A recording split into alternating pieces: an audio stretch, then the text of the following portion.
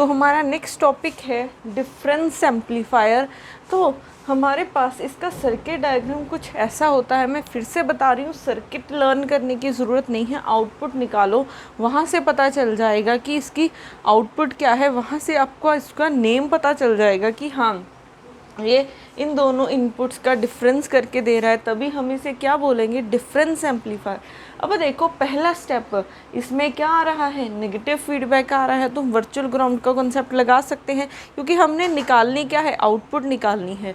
अब अगर हम वर्चुअल ग्राउंड का कॉन्सेप्ट लगा सकते हैं, जितनी वोल्टेज यहाँ पे है उतनी ही यहाँ पे होगी, ठीक है। अब इस पॉइंट को हम ए दे देते हैं, तो इस पॉइंट पे वोल्टेज वी ए है, तो इस पॉइंट पे भी कितनी वोल्टेज होगी, वी ए वोल्टेज होगी। अब ये करंट ऐसे जाएगा तो वो ओप एम्प से तो पास नहीं होगा, तो वो नीचे की तरफ आ जाएगा। तो हम इतने सर्किट को एज अ ओपन सर्किट मान सकते हैं। तो ये कुछ ऐसे है, V2, फिर उसके बाद है R1 R2, ठीक है। हमें इस पॉइंट पे वोल्टेज निकालनी है, VA पॉइंट पे। तो कैसे निकालते हैं VA पॉइंट पे वोल्टेज, इस पॉइंट के नीचे कितनी रेजिस्टेंस है, R2 डिवाइडेड बाय टोटल कितनी है, R1 प्लस R2, और सप्लाई आ रही है V2, ठीक है। तो अब हमारे पास VA हमें ये पता चल गया। अब VA पता चल गया तो इस पॉइंट पे भी पता चल गई। अब हमारा नेक्स्ट स्टेप क्या होता है, अप्लाई करना है Kirchhoff's law, apply KCL rule eight node A। तो कैसे अप्लाई करते हैं, ठीक है। करंट यहाँ से जहाँ जा रहा है और इसमें से पास होके नहीं जाएगा, तो वो ऐसे जाएगा, ठीक है। अब उसके बाद यहाँ पे लगाओ, ठीक है। आई करंट एंटर कर रहा है, कहाँ से कहाँ आ रहा है, V1 से VA की तरफ आ रहा है, डिवाइडेड बाय रेजिस्टेंस कितनी है, R1, इज इक्वल टू यहाँ से करंट लीव कर रहा है VA से V आउटपुट की तरफ, VA minus V out divided by क्या है, R2, ठीक है। तो अब यहाँ से इसको थोड़ा सा सिंप्लीफाई करते हैं, minus VA by R1 is equal to VA bye R2 minus V output by R2। तो V1 बाय R1 ये इस तरफ ले आते हैं, VA by R1 minus VA bye R2 is equal to minus V output by R2। तो यहाँ से V1 by R1 minus VA common है, इन दोनों का एलसीएम ले लो, तो R1 plus R2 by R1 plus R2 आ जाएगा, minus V output by R2। अब VA की वैल्यू ये सब्स्टिट्यूट कर देते हैं, क्या है, V2 R2 by R1 plus R2, यहाँ पे R1 प्लस R2, यहाँ पे प्रोडक्ट आना है ना, R1 इंटू R2 आएगा, is equal to minus V output by R2। तो यहाँ से ये कैंसिल, R1 है, ठीक है, R2 के साथ R2 कैंसिल, तो V1 by R1 minus V2 बचा और नीचे R1 है, is equal to minus V output by R2। तो यहाँ से अब देखो क्या आ जाएगा, R1 कॉमन आ रहा है, V1 minus V2 is equal to minus V output by R2। तो V आउटपुट की वैल्यू मल्टीप्लाई कर दो, minus R2 by R1, V1 minus V2, इस माइनस को अंदर ले जाते हैं, तो R2 by R1 V2 minus V1, ठीक है। तो आपको आउटपुट में क्या मिला है, आपको आउटपुट में दोनों का डिफरेंस मिला है। V2 पॉजिटिव टर्मिनल, क्योंकि पॉजिटिव टर्मिनल पे ज़्यादा होगी वोल्टेज, एक तरफ नेगेटिव पे आ रही है, एक तरफ पॉजिटिव, ठीक है। तो पॉजिटिव वाली जो वोल्टेज आपकी ज़्यादा होगी वो आप यहाँ पे आ जाएगी, ठीक है। जैसे V1 माइनस V2 लिखेंगे तो नेगेटिव साइन आ जाएगा, ठीक है। तो हमारे पास आउटपुट में क्या मिल रहा है, V1 और V2 का डिफरेंस होके मिल रहा है, ठीक है।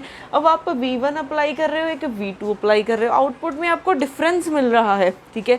तो यहाँ से एक पॉइंट निकलता है जो कि कॉमन वैल्यूज़ होंगी, ठीक है। जो कॉमन वैल्यूज़ होंगी वो क्या हो जाएंगी, निगलेक्ट हो जाएंगी। आउटपुट में सिर्फ डिफरेंस मिल रहा है जो कॉमन, जैसे सपोज कर लो V1 आपके पास 5 वोल्ट है, V2 आपके पास 3 वोल्ट है, ठीक है। 5 को मैं लिख सकती हूँ 3 वोल्ट प्लस 2 वोल्ट, ठीक है। तो जो कॉमन है वो नहीं आएगा, वो कैंसल आउट हो जाएगा, आपको 2 वोल्ट मिलेगी। V1 माइनस V2 कितना होगा, 2 वोल्ट ही होता है। तो जो कॉमन फैक्टर होता है, कॉमन वोल्टेज होती है, वो निगलेक्ट हो जाती है और आपको सिर्फ डिफरेंस मिलता है, ठीक है। यहीं से एक पॉइंट बना है,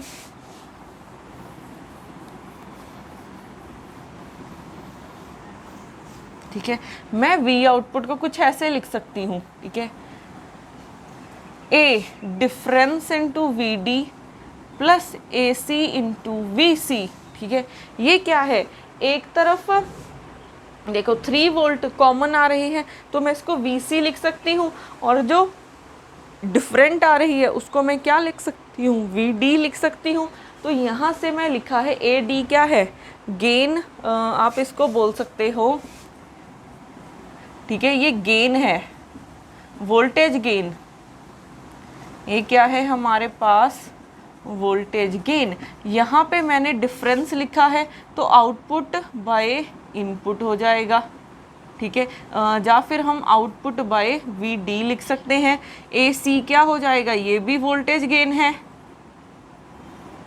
ए हमारे पास वोल्टेज गेन है, ये किसके इक्वल होता है, we output by we input. अगर डी लिया है तो डिफरेंस आएगा, वी डी ले लिया। अगर ए सी लिया है तो क्या आ जाएगा, वी आउटपुट बाय वी सी आ जाएगा, ठीक है। अब देखो हमारा मोटिव क्या होता है, यहाँ पे हमारे पास जो रिजल्ट आया है वो दोनों का डिफरेंस करके आया है, 2 वोल्ट आया है, ठीक है। तो हम क्या करते हैं, जो कॉमन चीज़ होती है उसको निगलेक्ट कर देते हैं। तो यहाँ से बना है CMRR, ठीक है। ये क्या है, कॉमन मोड रिजेक्शन रेशो, ठीक है। CMRR क्या है, कॉमन मोड रिजेक्शन रेशो। जितना CMR की वैल्यू ज़्यादा होगी वो उतना ज़्यादा जल्दी हमारे पास क्या करेगा, इस कॉमन वैल्यू को रिजेक्ट करेगा, ठीक है। तो जितनी CMR की वैल्यू ज़्यादा होगी उतना हमारा जो ऑपरेशनल एम्पलीफायर है ज़्यादा अच्छा होगा, ठीक है। तो CMRR की वैल्यू क्या होती है हमारे पास, AD बाई AC, ठीक है। AD बाई AC, जितनी इसकी वैल्यू कम होगी उतनी ही CMRR की वैल्यू ज़्यादा हो जाएगी। जितनी डिफरेंस की वैल्यू ज़्यादा होगी उतनी ही इसकी वैल्यू भी ज़्यादा हो जाएगी। अब आपको कई बार ये डेसिबल्स में पूछा होता है, डेसिबल एक यूनिट होती है, ठीक है। अगर इसको डेसिबल में पूछा जाए dB में तो CMRR की वैल्यू क्या होगी, 20 log 10 AD बाई AC, ठीक है। ये बहुत इम्पॉर्टेंट फॉर्मूला है, ये आपको पता होना चाहिए, ठीक है। तो ये हमारे पास था CMRR, common mode rejection ratio. अब उसके बाद एक और पॉइंट आता है स्ल्यू रेट।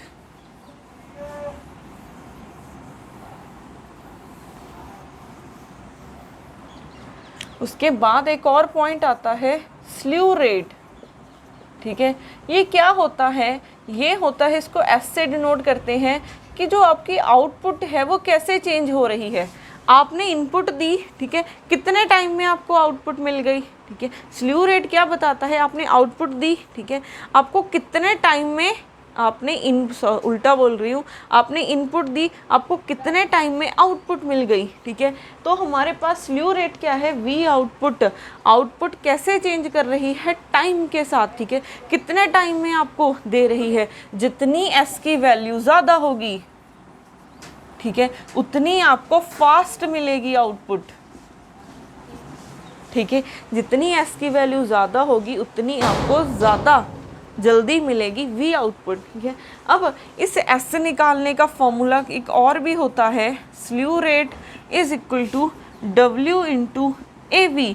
ये क्या है, फ्रिक्वेंसी, आप जो इनपुट दे रहे हैं उसकी फ्रिक्वेंसी कितनी है, ये क्या है, वोल्टेज गेन, ठीक है। तो इसके 2 फॉर्मूले हैं और दोनों फॉर्मूलेज आपको लर्न होने चाहिए कि स्ल्यू रेट का ये फॉर्मूला होता है और फिर ये फॉर्मूला होता है।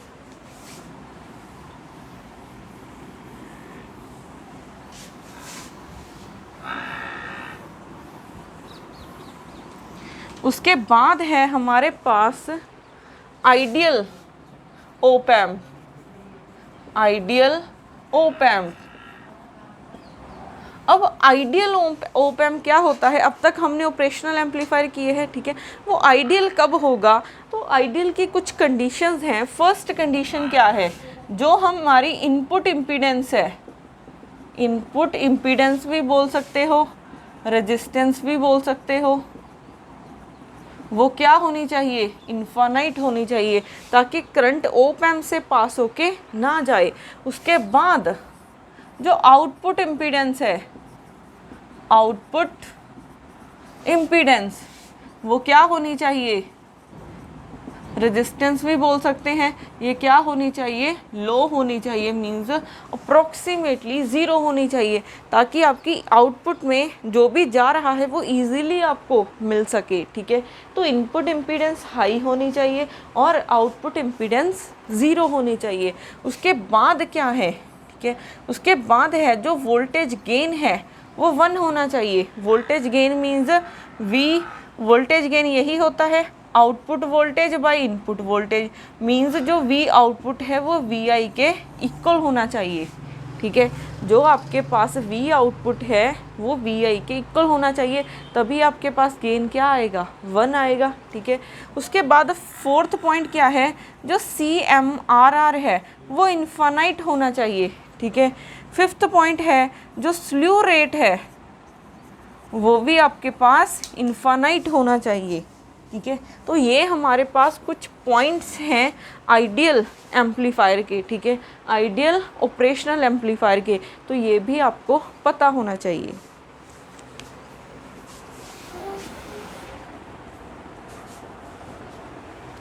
तो यहाँ पे हमारे पास एक और पॉइंट रह गया है, वो होती है बैंडविड्थ, ठीक है। बैंडविड्थ भी आपकी इनफाइनाइट हो जानी चाहिए। बैंडविड्थ इनफाइनाइट कैसे होगी? ये हमने निकाली थी बैंड पास की, ठीक है, बैंडविड्थ। ये हमारे पास लोअर कट ऑफ फ्रीक्वेंसी थी, ये हायर कट ऑफ फ्रीक्वेंसी थी। तो अगर आपने इसको इनफाइनाइट करना है तो FL को डिक्रीज करते जाओ और FH को क्या करते जाओ? इंक्रीज करते जाओ। अगर आपने बैंडविड्थ को इंक्रीज करना है, ठीक है, तो इसको डिक्रीज करते जाओ और इसको इंक्रीज करते जाओ, तभी आप इसको इंक्रीज कर सकते हो, ठीक है। तो ये हमारे पास कुछ आइडियल ऑपरेशनल एम्पलीफायर की कंडीशंस थी। अब उसके बाद हमारे पास आता है वोल्टेज फॉलोअर।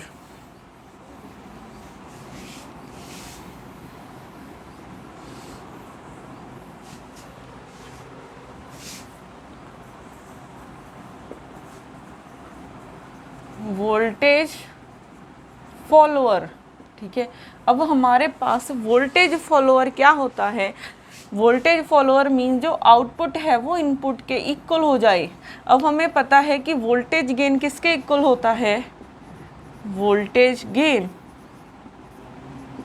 ठीक है। ये आउटपुट बाय इनपुट, आउटपुट की वैल्यू हमने VI रखी है बाय VI, तो ये हो जाएगा 1 के इक्वल। तो अगर आपको गिवन हो कि वोल्टेज फॉलोअर सर्किट है तो आपको पता होना चाहिए कि उसका गेन क्या आएगा? 1 आएगा। और इसका सर्किट कैसा होगा? पॉजिटिव, नेगेटिव, अच्छा नेगेटिव पॉजिटिव, यहाँ पे V आउटपुट, इस टर्मिनल पे 2 VI, ठीक है।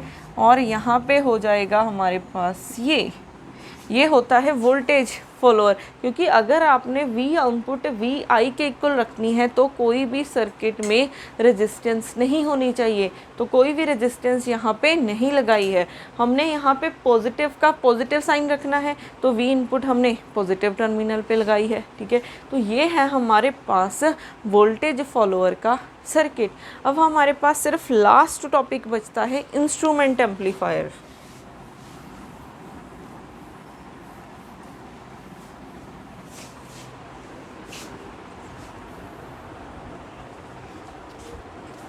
अब हमारे पास नेक्स्ट टॉपिक है इंस्ट्रूमेंट एम्पलीफायर, ठीक है। अब इंस्ट्रूमेंट एम्पलीफायर का हमारे पास सर्किट डायग्राम ये होता है। अब आपको फिर से बता रही हूँ कि सर्किट डायग्राम याद करने की ज़रूरत नहीं है, आपने इस सर्किट की आउटपुट निकालनी सीखनी है, ठीक है। तो अब इसकी आउटपुट निकालते हैं। ये देखो, अब यहाँ पे हमारे पास एक नेगेटिव टर्मिनल पे वोल्टेज आ रही है, एक पॉजिटिव टर्मिनल पे। पहले तो अगर हम इसको देखें, ठीक है, तो हमारे पास क्या आ रहा है, नेगेटिव फीडबैक आ रहा है, तो वर्चुअल ग्राउंड का कॉन्सेप्ट अप्लाई होता है। तो जितनी वोल्टेज इस एक को ए मान लेते हैं, तो वी ए किसके इक्वल होगा, जितनी वोल्टेज इस पॉइंट पे होगी। तो इस पॉइंट पे वोल्टेज देखते हैं, करंट हमारा पीछे से आ रहा होगा, इसको नहीं देख रही हूँ मैं सिर्फ, ठीक है, इतने सर्किट को मैं नहीं देख रही हूँ। तो यहाँ से आएगा, अब वो ओप एम्प से तो पास होके नहीं जाएगा, तो वो नीचे जाएगा, तो इसको मैं एज ओपन सर्किट मान सकती हूँ। तो ये कुछ ऐसे बन गया, यहाँ से आ रहा है V2 डैश, फिर रेजिस्टेंस है R1, फिर उसके बाद एक और रेजिस्टेंस है R2, फिर ग्राउंड है, ठीक है।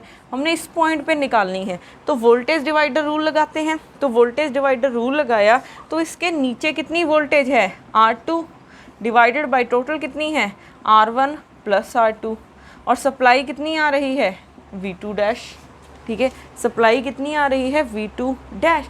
तो हमें VA पता चल गया, मीन्स इस पॉइंट पे पता चल गया। अब हम बाकी सारे एम्पलीफायर में कैसे करते हैं, जब भी नेगेटिव फीडबैक आता है, हम A पॉइंट पे KCL रूल लगाते हैं, apply KCL rule eight node A, ठीक है। तो नोड A पे KCL रूल अप्लाई किया, तो देखो करंट यहाँ से आएगा, और इसमें तो पास नहीं होगा, तो वो ऐसे ही चला जाएगा।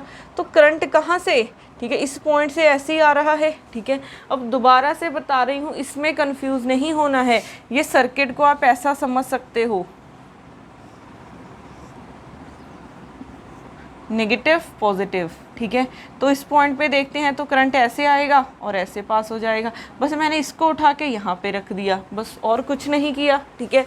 तो करंट आएगा, करंट कहाँ से कहाँ आ रहा है, इस पॉइंट पे, ठीक है। चाहे आप इस पॉइंट पे भी देख सकते हो, क्योंकि यहाँ चाहे यहाँ पे देखो चाहे यहाँ पे देखो, वायर है तो सब जगह क्या होगा, VA ही वोल्टेज होगी। तो इस पॉइंट पे देखते हैं, करंट आ रहा है कहाँ से कहाँ, V1 डैश से VA तक, ठीक है, V1 डैश से VA तक, डिवाइडेड बाय क्या है हमारे पास, डिवाइडेड बाय है R1 इज इक्वल टू, इस पॉइंट से करंट कितना जा रहा है, I कहाँ से कहाँ, VA से V आउटपुट तक, VA से V आउटपुट तक, डिवाइडेड बाय रेजिस्टेंस कितनी है, R2 है।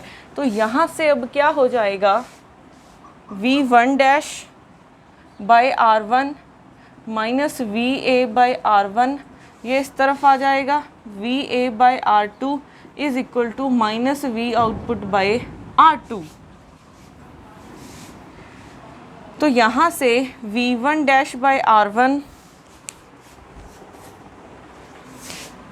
माइनस VA बाय R1, ये इस तरफ ले आते हैं, मीन्स इन दोनों में से VA कॉमन आ रहा है, ठीक है, VA कॉमन आ रहा है,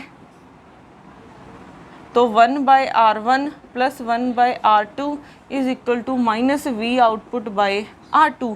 VA की वैल्यू हमने ये निकाली है, सब्सिट्यूट कर देते हैं, V1 dash by R1 minus VA की value R2, V2 dash by R1 plus R2, इसका एलसीएम लेंगे तो R1 plus R2 by R1 into R2 is equal to minus V output by R2। यहाँ से ये कैंसिल, R2 के साथ R2 cancel, तो V1 dash by R1 minus V2 dash by R1 is equal to minus V output by R2।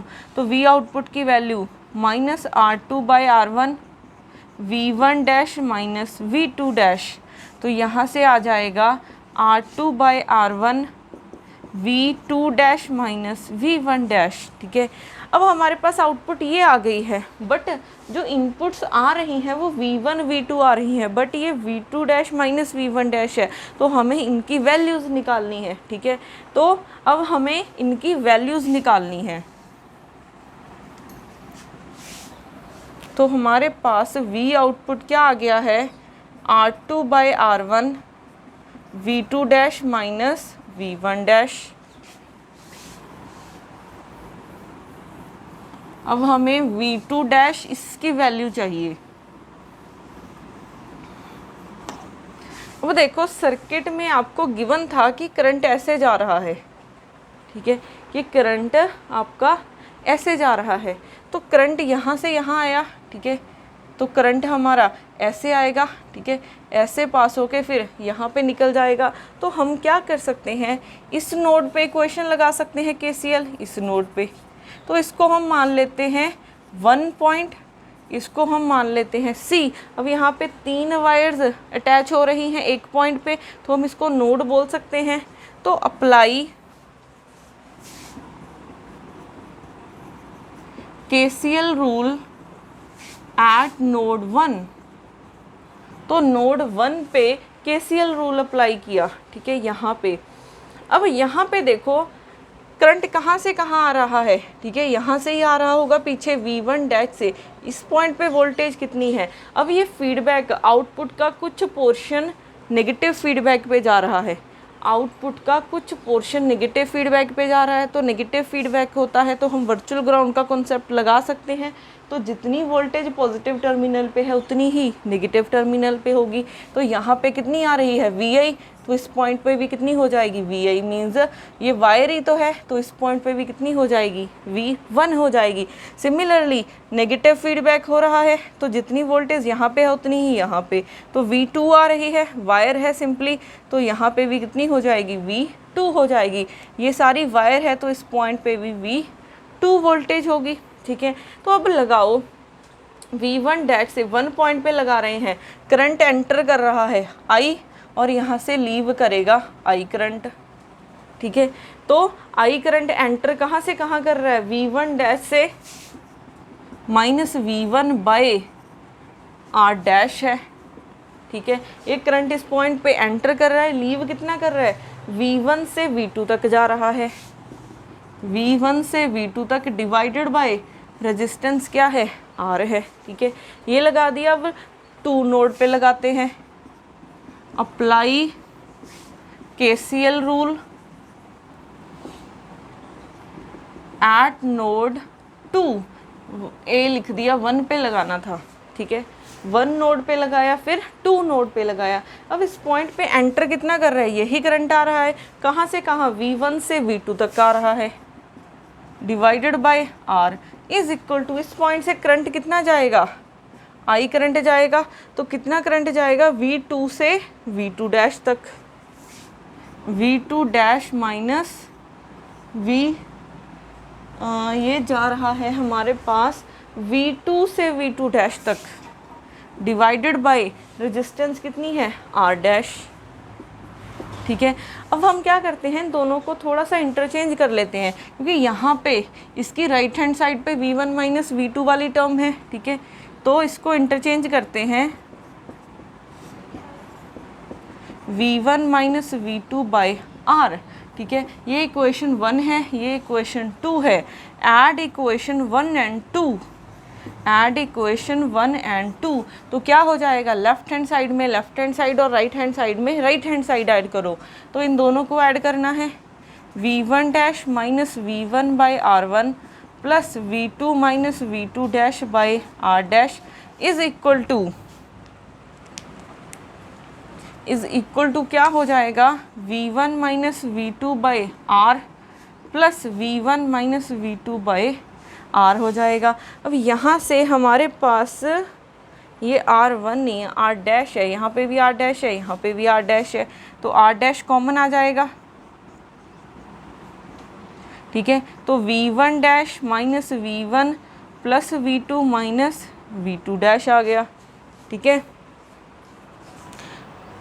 तो हमारे पास ये 2 times हो गया, 2 टाइम्स V1 माइनस V2, ठीक है, 2 टाइम्स V2 माइनस V1 हो जाएगा।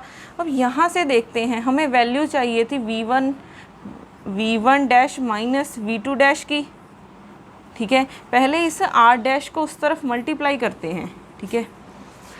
तो हमारे पास आ जाएगा v1 dash minus v2 dash, v1 dash minus v2 डैश minus v1 minus v2 is equal to, इस r डैश को उस तरफ मल्टीप्लाई किया तो 2r dash by r v1 minus v2।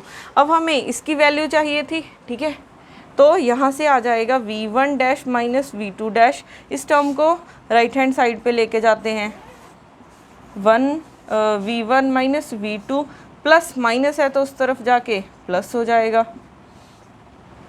तो यहाँ से बन जाएगा हमारे पास 2r डैश बाई r, यहाँ से v1 माइनस v2 कॉमन आ रहा है, ठीक है, तो v1 dash minus v2 dash. तो अब हमारे पास आउटपुट क्या बन गई है,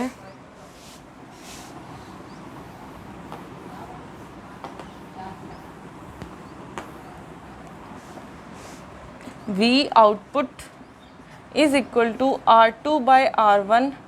यहाँ से हमें v1 माइनस v2 है तो यहाँ से माइनस कॉमन निकाल लो, ठीक है, तो मैं इसको ऐसा लिख सकती हूँ, माइनस कॉमन निकाला तो v1 dash minus v2 dash. अब वैल्यू सब्स्टिट्यूट कर देते हैं, माइनस कितनी आई है value 2r dash by r plus 1 v1 minus v2। तो ये आ गई है हमारे पास इंस्ट्रूमेंट एम्पलीफायर की आउटपुट, ठीक है, तो ये हमारी इंस्ट्रूमेंट एम्पलीफायर की आउटपुट आ गई है। तो ऐसे हम किसी की भी आउटपुट फाइंड कर सकते हैं। तो ऑपरेशनल एम्पलीफायर में सिर्फ आपने एक काम करना है कि नोड ए पे आपने केसीएल रूल अप्लाई करके, ठीक है, आउटपुट निकाल देनी है, ठीक है। तो ये था हमारे पास ऑपरेशनल एम्पलीफायर।